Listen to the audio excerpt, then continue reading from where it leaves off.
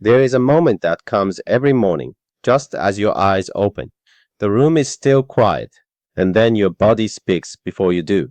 The stiffness at the base of your back, the heaviness behind your eyes that lingers longer before it lifts, the slow, careful pause before you sit up, because you have learned to negotiate with your own body before asking much of it. If you want to understand why that heaviness has been growing instead of easing, do not search for the answer only in how many hours you slept. Do not look only at what you ate yesterday. The answer lives inside the first 40 minutes after your eyes open. And most people past 50 are making 7 mistakes in that window that quietly work against every system the body depends on. I am Jian Chen. Welcome, my friend. What happens in your morning shapes more than most people realize. It shapes how your blood moves through your legs by afternoon, whether your gut works with you or against you by noon, how your body carries itself through the arc of the day. For those of us past 60, this window becomes more important each year, not less. If by late afternoon you are too worn down to walk to the garden the way you once did, or if your body has started saying not today when your grandchildren ask you to come outside, some of what I am about to share may be part of the reason. Your doctor cannot trace these habits in a short appointment. There is no prescription for what morning does to a body when it is neglected. Today we look at all 7. My name is Jian Chen. For over 50 years, I have practiced traditional Chinese medicine in the mountain village of Sichuan Province, where I was born. I began at 14, sitting beside my grandfather in the small stone room where he received patients at the edge of our valley.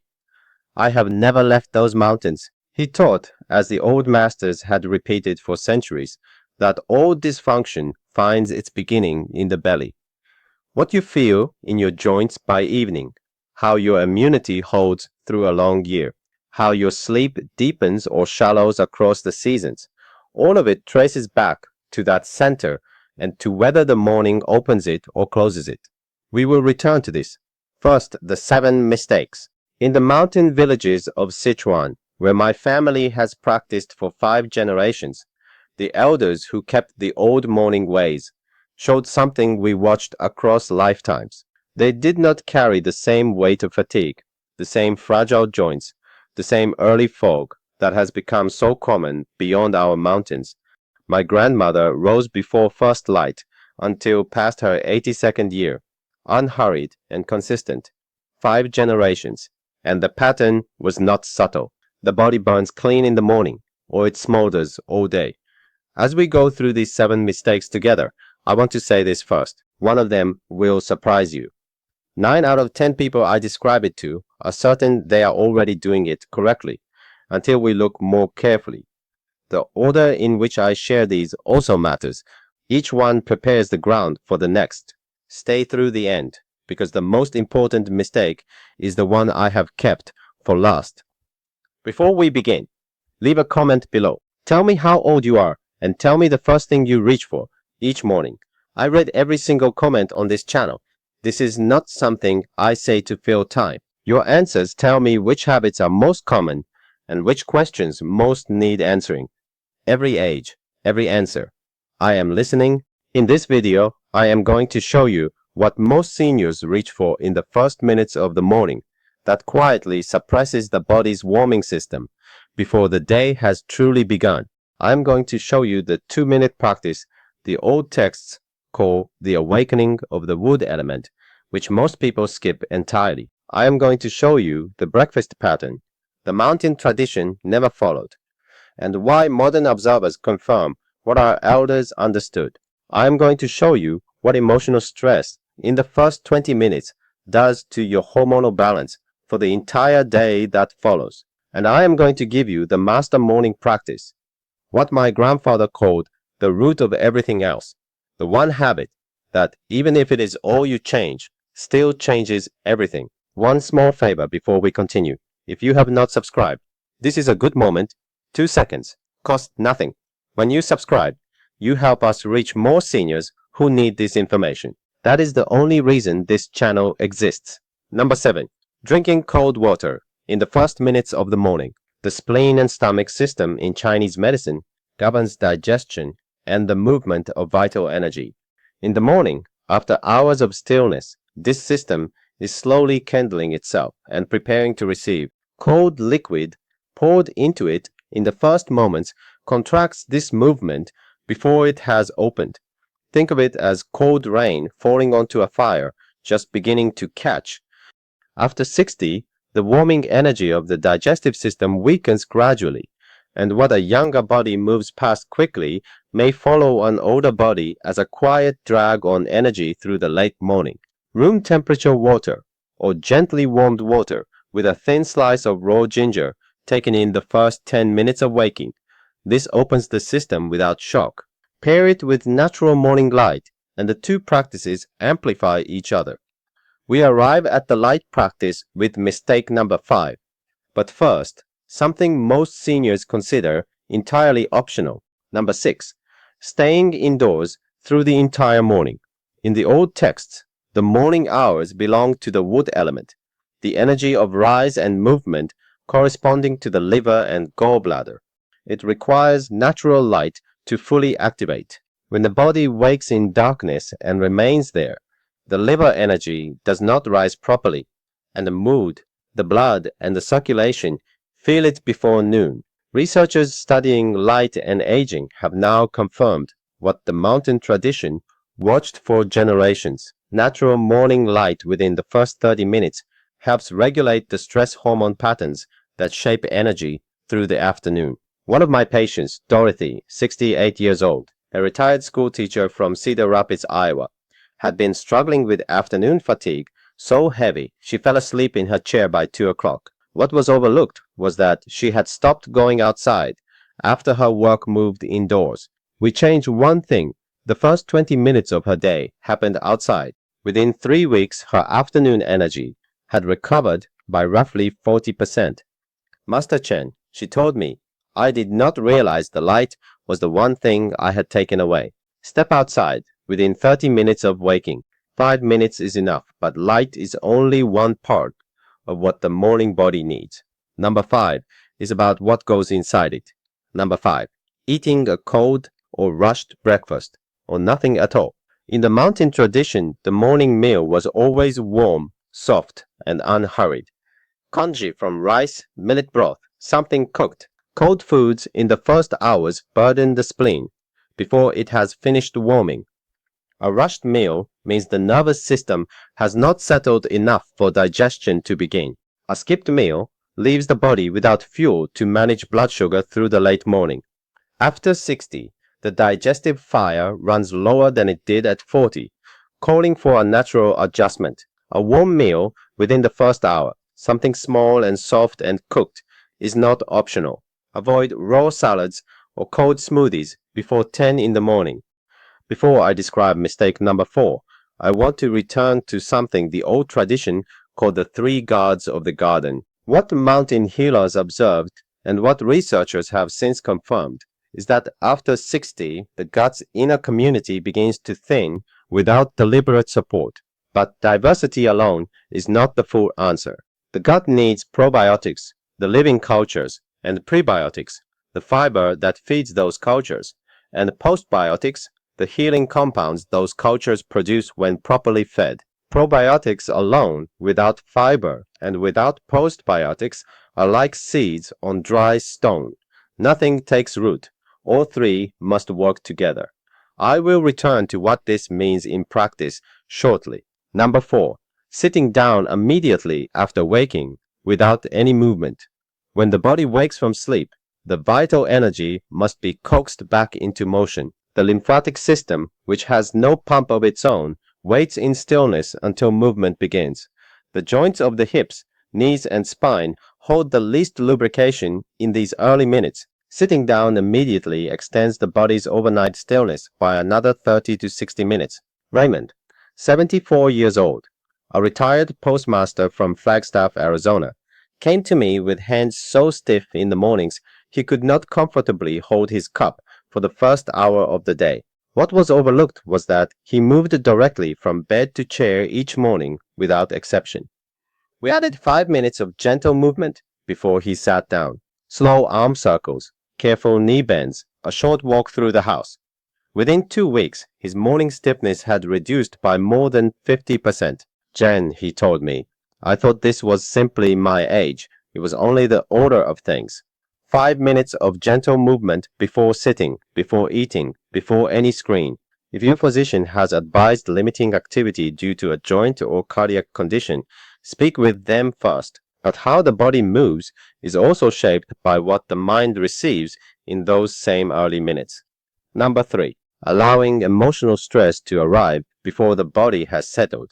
The body's stress response moves through a natural early peak after waking that, in a healthy state, provides quiet energy for the morning hours. When this peak meets disturbing news or the phone's urgency, it becomes a spike. A repeated morning cortisol spike, day after day, creates an inflammatory pattern that reaches the digestive system, the joints, the sleep quality, and every other system we have discussed. The old teaching described this through the liver.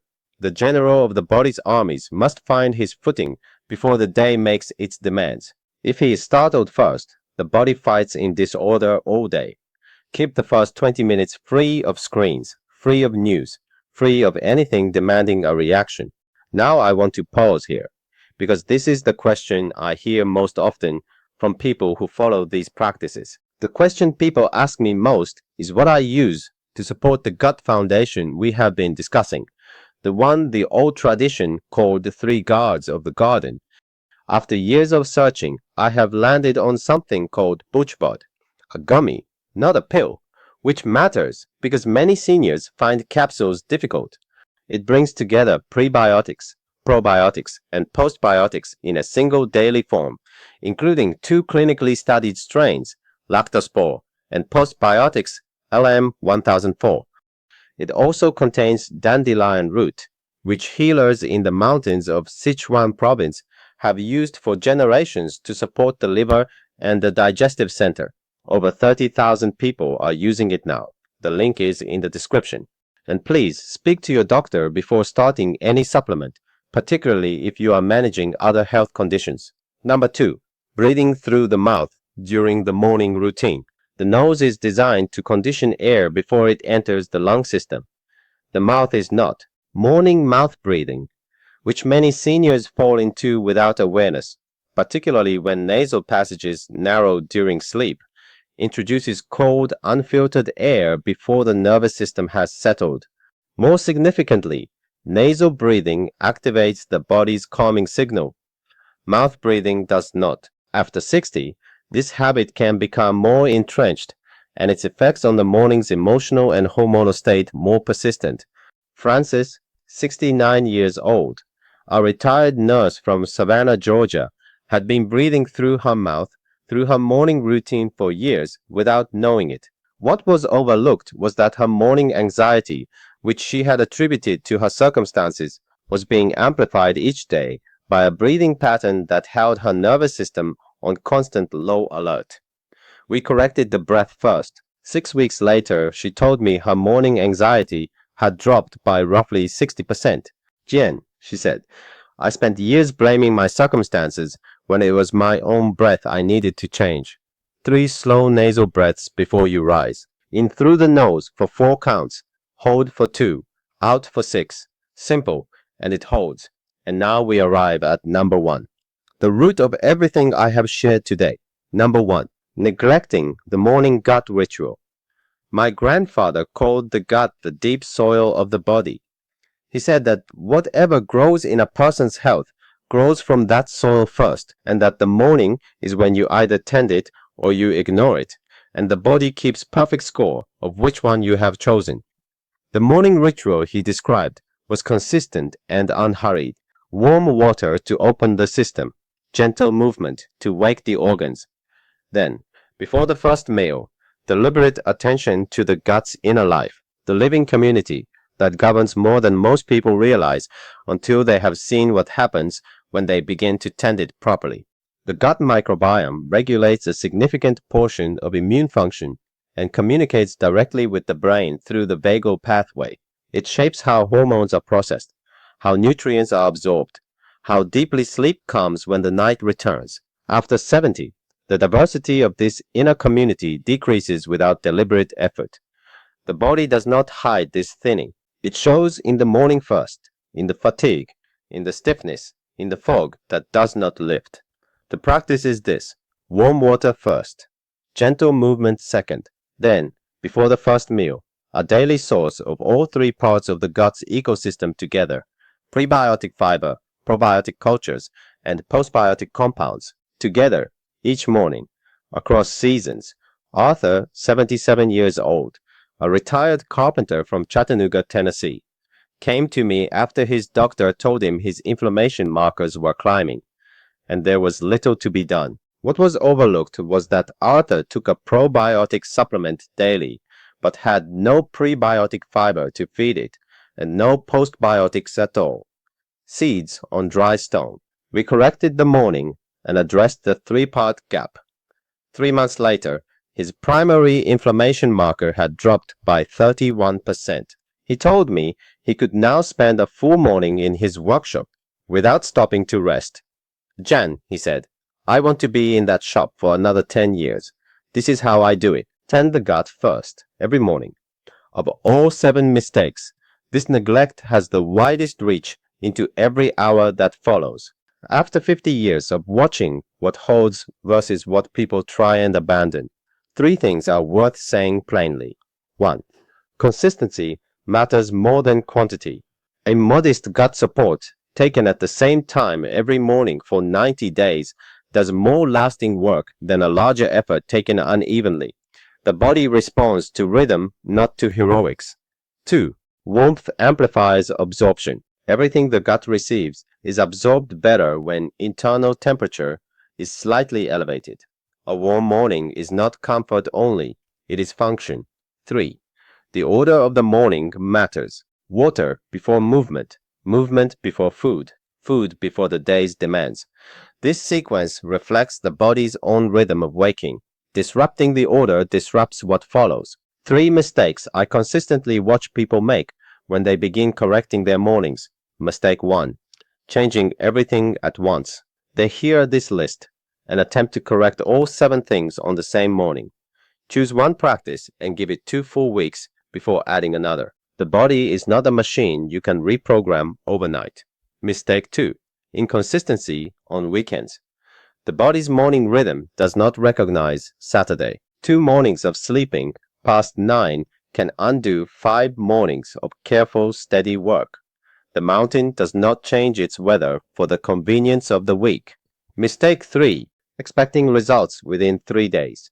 The practices here work through accumulation, real change in the gut's terrain, in the body's energy patterns, in the quality of the morning itself, takes 30 to 90 days to become visible. Patience is the practice underneath all the other practices.